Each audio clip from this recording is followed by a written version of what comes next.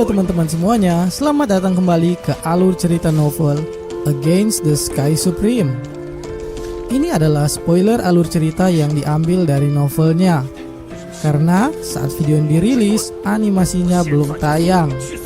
Jadi mohon maaf kalau narasinya tidak memiliki gambar adegannya.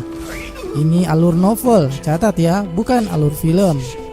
Jadi dibutuhkan kemampuan imajinasi tingkat tinggi. By the way, untuk yang merasa durasinya jadi pendek, sebenarnya panjang ceritanya tetap sama, hanya sudah diringkas agar banyak hal bertele-tele tidak banyak memakan waktu kalian yang berharga. Jadi tenang saja, alur ceritanya tetap detail, padat dan gampang dimengerti. Oke, langsung saja kita mulai fantasinya. Ketika Meng Yi mendengar itu, di dalam pikirannya, gurunya sengaja ingin Fei Xiong yang membawa pil kekuatan itu untuk mendekatkan dia dengan Meng Yi.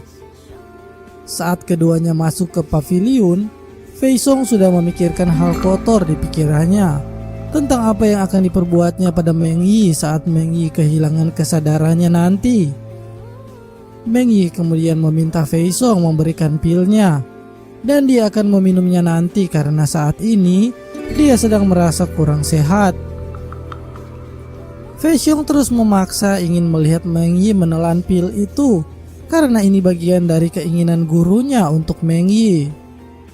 Meng Yi akhirnya segera membuka botol itu dan bertanya, apakah ini benar pil yang akan meningkatkan kekuatan? Fei Xiong pura-pura tidak tahu karena hanya diserahkan begitu saja oleh ayahnya. Walaupun sedikit ragu, Meng Yi akhirnya tetap menelan pil itu. Saat Meng Yi akan mengantar Fei Xiong keluar, tiba-tiba obat itu mulai bekerja.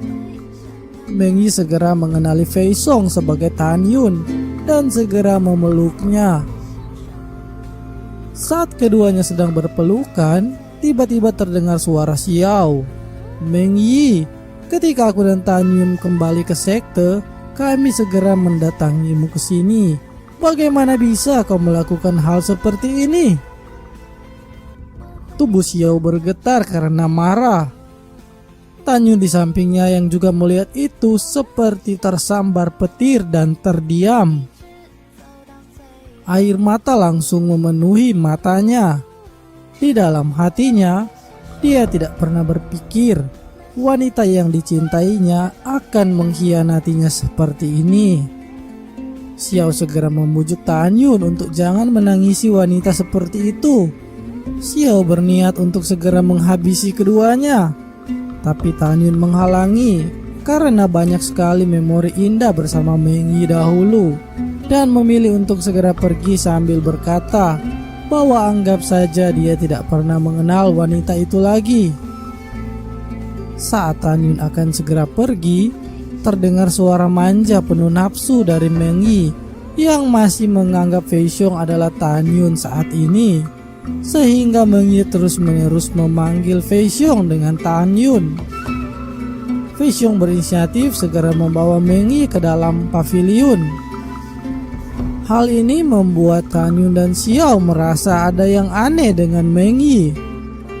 Xiao lebih dulu menyuruh Tan Yun untuk segera membantu Meng Yi karena tindakannya ini tidak wajar. Tan Yun meraung dengan marah dan mendobrak pintu paviliun. Fei Xiong yang melihat itu malah menghina Tan Yun karena dari pakaiannya itu terlihat seperti murid tukang, sehingga pastilah orang ini adalah Tan Yun, pikir Fei Xiong. Dengan satu kedipan mata, Tan Yun sudah mendaratkan tinju kanannya di dada Fei Xiong.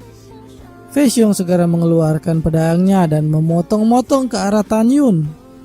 Tapi ketika pedang itu bersentuhan dengan api Hongmeng di telapak tangan Tan Yun, pedang itu meleleh. Sontak hal ini mengejutkan Fei Xiong karena pedang itu adalah artefak tingkat rendah. Bagaimana bisa itu dihancurkan dengan begitu mudah oleh Tan Yun? Tan Yun mengambil tangan kanan Fei Xiong dan menginjak kaki kanannya hingga hancur dan kemudian menendangnya jauh. Fei Xiong langsung mengeluarkan pedang terbangnya dan melarikan diri secepat mungkin. Tapi Tan Yun tidak akan melepaskannya dengan begitu mudah. Hanya dalam beberapa kedipan, dengan langkah Dewa Hong Meng-nya, kecepatan Tan Yun seperti kilat. Tiba-tiba dia sudah berada di atas Fei Xiong. Dan dengan cepat dia menendang lengan kanan Fei Xiong hingga dia terpental dan memuntahkan seteguk darah segar setelah jatuh di halaman paviliun.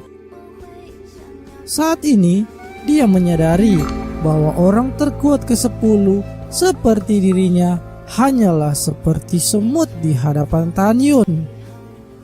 Fei Xiong lebih mementingkan nyawanya, sehingga dia mulai bermohon pada Tan Yun untuk memaafkannya. Dan kemudian dia menjelaskan situasinya, bahwa dia hanya memeluk Meng Yi dan belum melakukan apa-apa. Fei Xiong ketakutan dan berkata, "Tan Yun, ayahku adalah kepala divisi jiwa binatang. Kau tidak bisa membunuhku." Tan Yun meraung dan berkata, "Bahkan jika ayahmu adalah raja surgawi, aku tetap tidak akan melepaskanmu hari ini." Seketika darah terpancar dari lutut kiri Fei Xiong yang hancur akibat ditendang Tan Yun. Kemudian terdengar Xiao berkata bahwa ternyata Meng Yi diberikan pil obat yang membuat Meng Yi mengira Fei Xiong adalah Tan Yun. Tan Yun yang mendengar itu segera mencekik leher Fei Xiong dan meminta penawarnya. Fei Xiong yang ketakutan mulai kencing di celana. Dia mengatakan bahwa itu adalah pil mimpi dan Meng Yi akan segera sadar dalam 1 jam. Tan Yun membanting Fei Xiong ke tanah dan menarik tendon kakinya keluar. Fei Xiong berteriak kesakitan dan terus memohon ampun pada Tan Yun dan berjanji tidak akan menyentuh Meng Yi lagi. Tapi sudah terlambat untuk mengatakan hal ini sekarang. Tan Yun memegang kepalanya dan kekuatan spiritual Tan Yun menghancurkan kolam spiritual Fei Xiong. Hal ini tentu saja menjadikan Fei Xiong tidak berguna lagi selamanya karena kultivasinya telah dihapus dan anggota tubuhnya sudah dihancurkan. Dari Fei Xiong, Tan Yun mengetahui bahwa pil mimpi itu diberikan oleh ayahnya karena ayahnya ingin anaknya ini menikah dengan murid kesayangannya itu. Fei Xiong menceritakan semuanya pada Tan Yun perihal niat jahat dia dan ayahnya untuk mendapatkan Meng Yi dan menghalau Tan Yun dari kehidupan Meng Yi. Tan Yun sekali lagi melempar tubuh Fei Xiong yang sekarat ke tanah. Xiao yang saat ini sedang menggendong Meng Yi mendengar Tan Yun menyuruhnya untuk segera meninggalkan divisi jiwa binatang sekarang juga dengan membawa Meng Yi, karena sudah tidak aman untuk Meng Yi tinggal di sini lagi. Setelah itu, mereka bertiga terbang dengan perahu roh dan keluar dari paviliun. 1 jam kemudian, Wu Meng Yi akhirnya siuman. Melihat Tan Yun di depannya, Meng Yi mengira sedari tadi Tan Yun sudah datang ke paviliunnya. Dan setelah itu, dia lupa apa yang terjadi selanjutnya. Meng Yi masih bingung kenapa dia bisa ada di perahu dan bersama dengan Xiao juga. Setelah itu Xiao menceritakan semuanya kepada Meng Yi. Meng Yi pun menangis seakan tidak percaya gurunya memperlakukannya seperti ini. Dia dengan emosi ingin segera membunuh ayah dan anak itu. Dia saat ini sangat membenci gurunya. Tan Yun memeluk erat Meng Yi dan berjanji akan membalaskan dendam Meng Yi dengan membunuh ayah dan anak bajingan itu. Tapi setelah itu, Meng Yi kemudian bingung. Jika dia tidak kembali ke divisi jiwa binatang, kemana dia akan pergi lagi?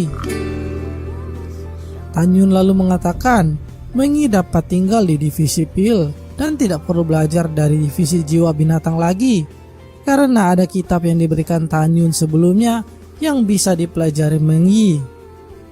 Tapi karena Meng Yi adalah murid dari divisi jiwa binatang, maka menurut aturan sekte, dia harus dieksekusi jika dia melepaskan diri dari divisi jiwa binatang. Tan Yun hanya berencana tidak akan membiarkan Meng Yi tinggal di divisi jiwa binatang gerbang dalam hingga dia bisa masuk ke divisi jiwa binatang gerbang abadi. Tan Yun mengatakan mereka akan pergi mengambil beberapa pil obat untuk keluarganya dulu. Setelah itu mengunjungi kakek Sen. Baru dia akan menemani Xiao ke kampung halamannya dan mengunjungi keluarga Tan Yun juga. Mendengar itu, Meng Yi sangat senang dan gugup karena akan bertemu calon mertuanya. Beberapa saat kemudian, Tan Yun menarik nafas dalam-dalam dan memegang tangan Meng Yi. Kemudian dia berkata jujur bahwa selama retreat Meng Yi, Xiao dan dirinya, Tan Yun terus terang menjelaskan pada Meng Yi tentang perasaannya pada Song Wu Xiao. Oke guys, segitu dulu ceritanya hari ini. Penasaran dengan respon Meng Yi setelah mengetahui hubungan Tan Yun dengan Xiao? Kita lanjutkan di part selanjutnya ya. Terima kasih sudah meluangkan waktu untuk terus mengikuti channel ini. Dan mohon maaf ya, admin jadi jarang upload karena lagi banyak proyek di luar. So, thank you buat yang tetap menunggu di channel ini. Jangan lupa subscribe dan like videonya. Bye!